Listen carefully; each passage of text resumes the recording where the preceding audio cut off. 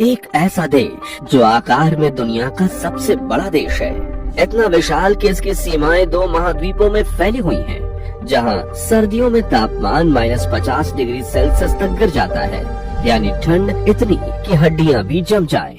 इस देश को दुनिया की सबसे ताकतवर न्यूक्लियर सुपर पावर में गिना जाता है और यहाँ के सुप्रीम लीडर व्लादिमीर पुतिन को लेकर कहा जाता है कि वो सीक्रेटली दुनिया के सबसे ताकतवर और अमीर इंसान है। यहाँ एक तरफ बर्फ से जमी झीलें शीशे की तरह चमकती हैं, तो दूसरी तरफ शाही महल और रंग बिरंगे चर्च इतिहास की कहानियाँ सुनाते हैं। यहाँ के मॉस्को और सेंट पीटर्सबर्ग जैसे शहर भव्यता की मिसाल हैं। अब तक तो आप समझ ही गए होंगे कि हम बात कर रहे हैं रूस की, लेकिन सवाल यह है कि क्या रूस सिर्फ ठंड, ताकत और राजनीति तक ही सीमित है, या इसके पीछे छिपी है एक ऐसी दुनिया जो दिखने में कहीं ज्यादा रहस्यमयी और खूबसूरत है। क्या वजह है कि दुनिया के सबसे कठिन मौसम के बावजूद यहाँ जिंदगी थमती नहीं? क्या सच में साइबेरिया की बर्फ के नीचे ऐसे राज दफन हैं जिनके बारे में आज भी दुनिया नहीं जानती? और आखिर क्यों हर साल लाखों पर्यटक इस देश की यात्रा करने का सपना देखते हैं? आज उठाएंगे रूस से जुड़े इन सभी रहस्यों से पर्दा। तो अपनी कुर्सी की पेटी बांध लीजिए और चलिए चलते हैं रूस की रोमांचक यात्रा पर।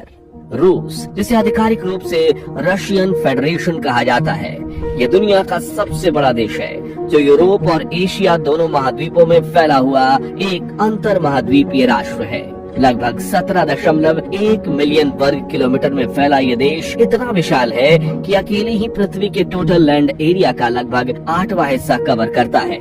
यही वजह है कि कहा जाता है कि रूस में सूरज एक ही दिन में 2 महाद्वीपों पर उगता है और ढलता है। इसकी सीमाएं कुल 14 देशों में मिलती हैं, जो इसे ज्योग्राफिकली और स्ट्रेटेजिकली काफी इम्पोर्टेंट बनाती हैं। इस विशाल देश की राजधानी मॉस्को है, जो न सिर्फ राजनीतिक बल्कि आर्थिक और सांस्कृतिक रूप से भी रूस का दिल माना जाता है। करीब 14 से 15 करोड़ की आबादी वाला रूस क्षेत्रफल में भले ही पहले स्थान पर हो, लेकिन पॉपुलेशन के मामले में यह दुनिया के टॉप देशों में भी नहीं आता। मॉस्को और सेंट पीटर्सबर्ग इसके सबसे प्रमुख और विकसित शहर हैं, जहां आधुनिक जीवन शैली और ऐतिहासिक विरासत दोनों का अनोखा मेल देखने को मिलता है। रूस की आधिकारिक मुद्रा यानी करेंसी रशियन रूबल है और यहाँ की मुख्य भाषा रूसी है, जिसे पूरे देश में बोला जाता है और समझा भी जाता है।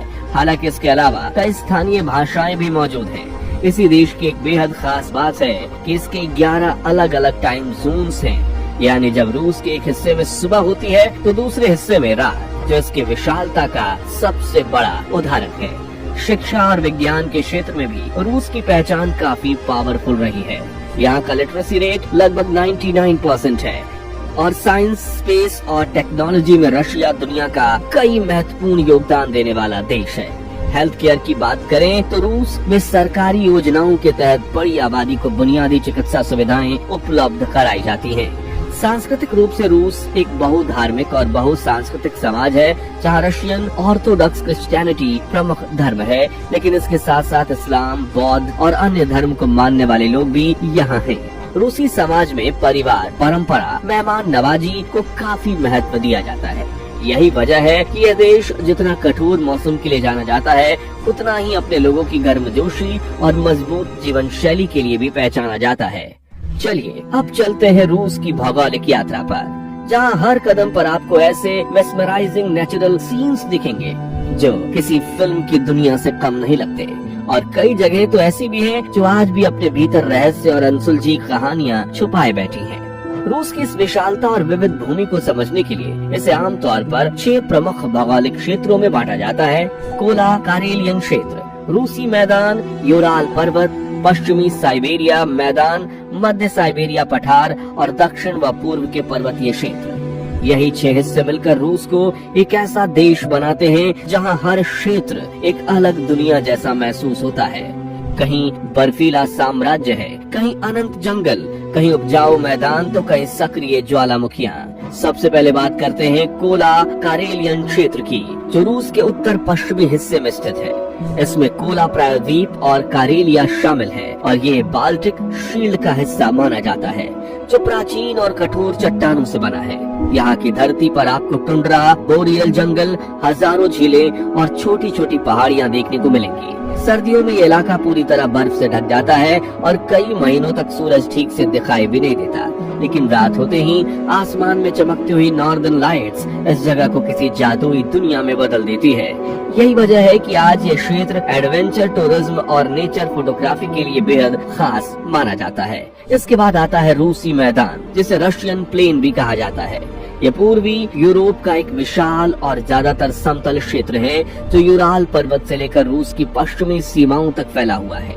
ये इलाका अपनी उपजाऊ मिट्टी के लिए जाना जाता है और रूस के कृषि उत्पादन का मुख्य केंद्र भी। यहाँ गेहूं, जौ और सूरजमुखी की खेती बड़े पैमाने पर होती है। इसी मैदान से होकर बहती है प्रसिद्ध वोल्गा नदी, जिसे रशिया की लाइफलाइन कहा जाता है। यह नदी न सिर्फ सिंचाई और परिवहन के लिए महत्वपूर्ण है, बल्कि रूसी संस्कृति और लोक कथाओं में भी इसका एक स्थान है। रूसी लोग इसे मदर वोल्गा के नाम से भी जानते हैं। अब अगर आगे बढ़ें, तो सामने आता है यूराल पर्वत, जो उत्तर से दक्षिण तक फैली हुई एक लंबी पर्वत श्रृंखला है और पारंपरिक रूप से यूरोप और एशिया के बीच की सीमा मानी जाती है। हालांकि ये बहुत ऊंचे नहीं हैं, लेकिन इनके भीतर छिपे खनिज संसाधनों ने रूस के इंडस्ट्रियल सेक्टर को काफी पावरफुल बनाया।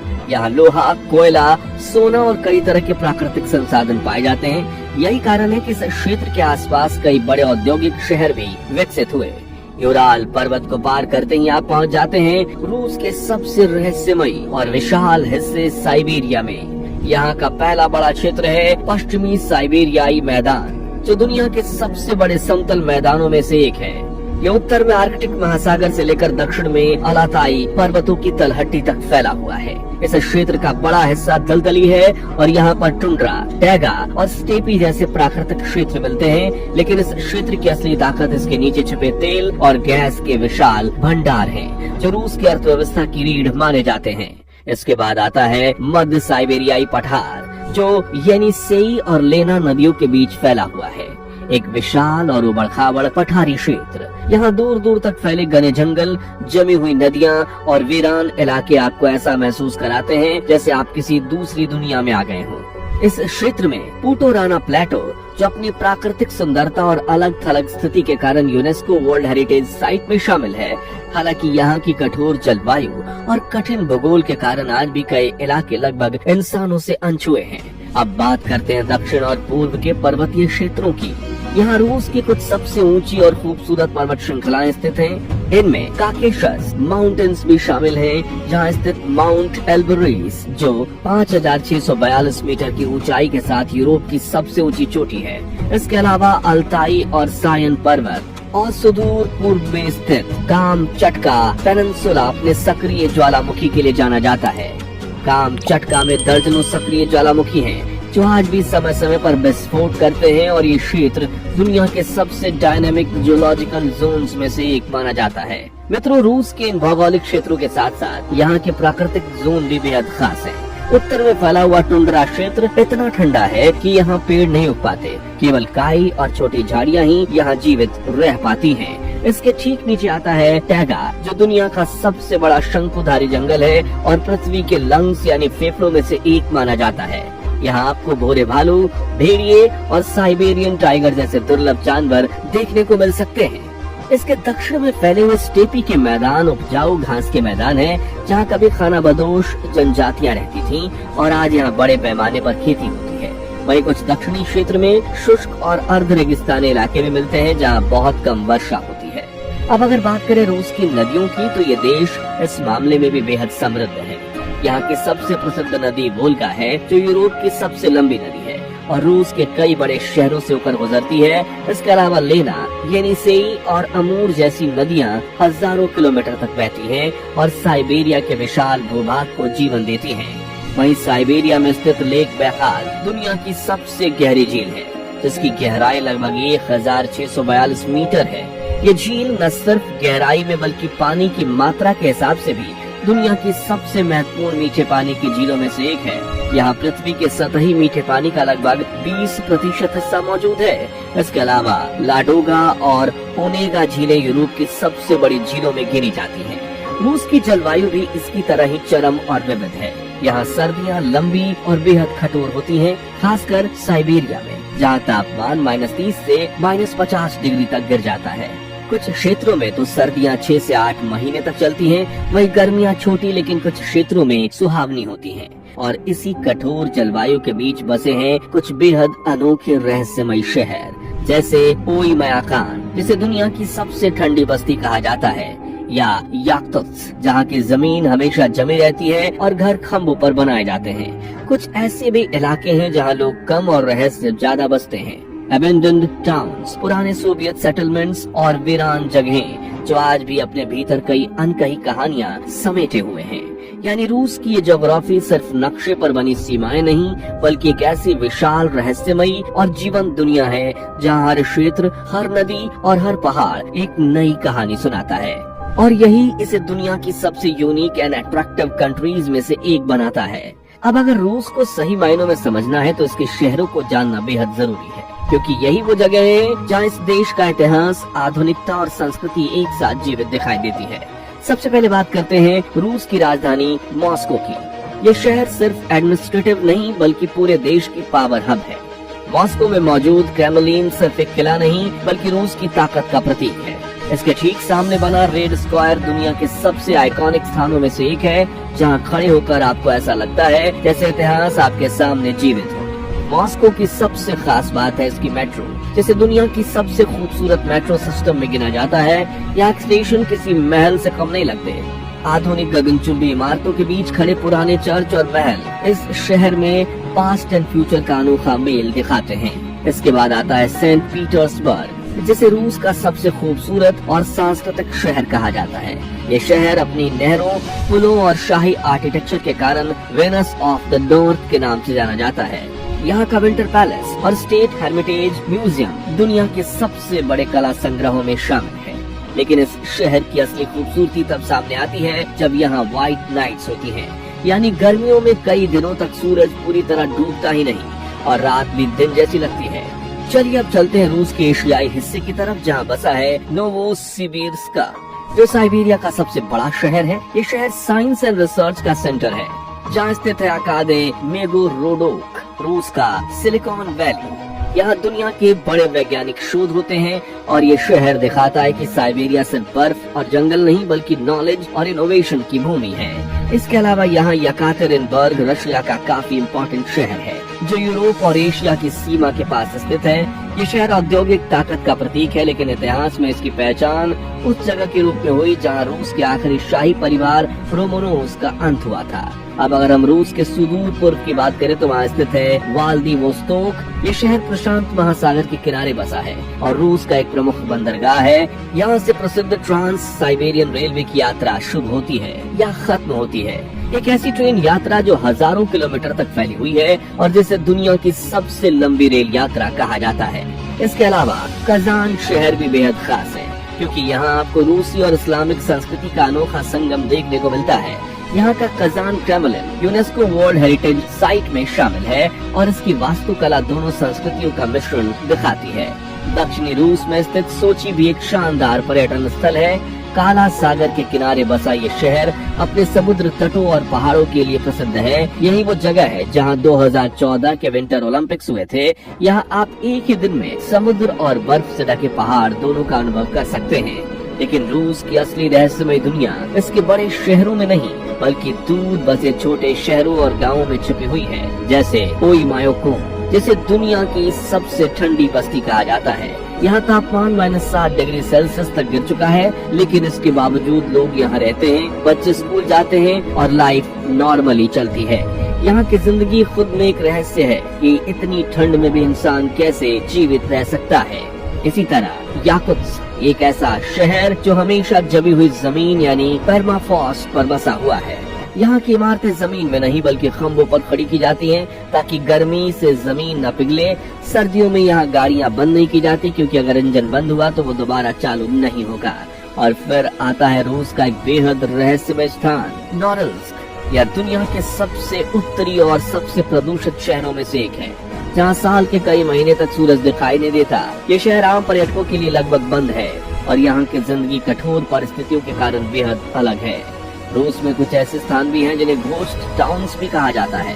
पुराने सोवियत काल के शहर जिन्हें अचानक छोड़ दिया गया, आज वहाँ सिर्फ खाली इमारतें, टूटी खिड़कियाँ और सन्नाटा है।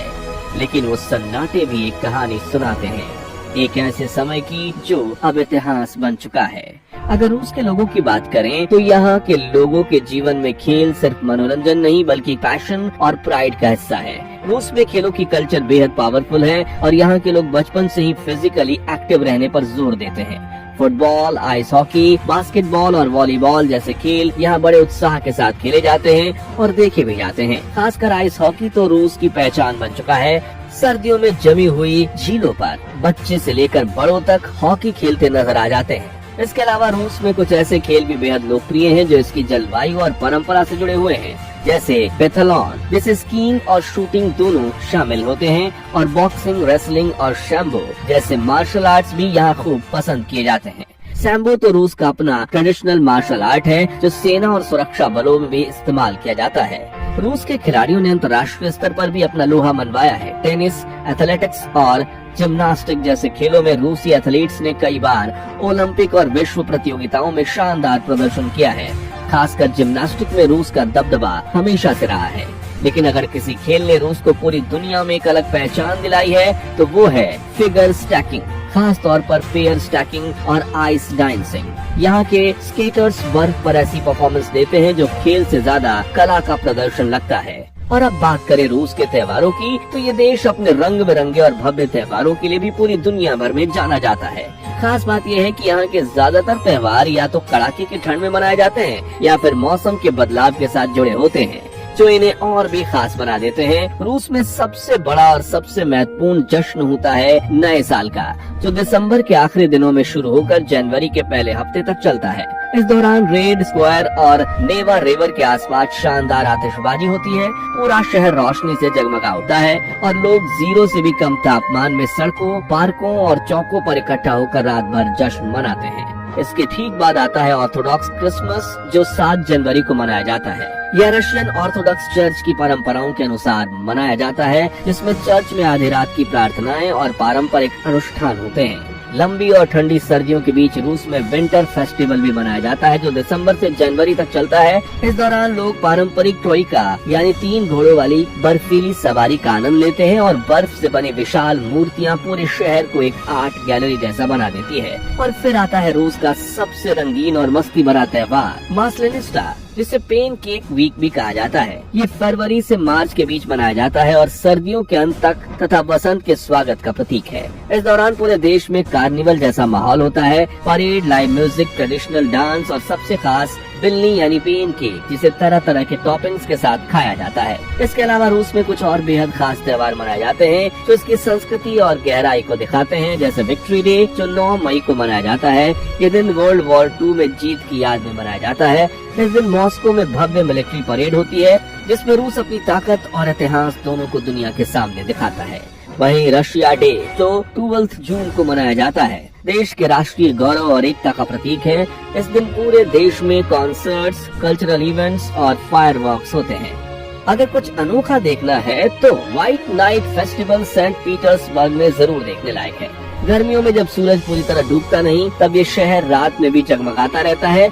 इस दौरान म्यूजिक कंसर्ट्स, बैलेट शोज और कल्चरल इवेंट्स पूरे शहर को एक फेस्टिवल में बदल देते हैं। इसके अलावा एक दिलचस्प त्योहार है इवान कुपाला नाइट्स, जो गर्मियों में मनाया जाता है। यह एक प्राचीन सेल्विक परंपरा है जिसमें लोग आग के ऊपर कूदते हैं, नदियों में स्नान करते हैं और प्रकृति के साथ जुड़कर इस दिन को सेलिब्रेट करते हैं। और अगर सर्दियों की बात करें तो रूस का आइस कल्चर फेस्टिवल भी बेहद खास होता है, जहां बर्फ को तराश कर ऐसी अद्भुत मूर्तियां बनाई जाती हैं जिन्हें देखकर यकीन करना मुश्किल हो जाता है कि ये सिर्फ बर्फ से बनी हैं। जब भी हम रूसी लोगों से बात करते हैं तो सबसे ज्यादा सवाल होता है कि वो लोग खाने में क्या पसंद करते हैं। तो रूस के ज्यादातर लोग नॉन वेजिटेरियन होते हैं और कड़ाके की ठंड वाले इस देश में खाना ऐसा होता है जो शरीर को गर्मी दे, ताकत दे और लंबे समय तक एनर्जी बनाए रखे। यही वजह है कि यहाँ ट्रेडिशनल डिशेज सिंपल होने के बावजूद बेहद रिच और सेटिस्फाइंग होते हैं। रूस के खाने की सबसे बड़ी खासियत है सूप। यहाँ सूप सिर्फ स्टार्टर नहीं बल्कि एक पूरा मील होता है। सबसे प्रसिद्ध सूप है ब्रॉक्स्ट,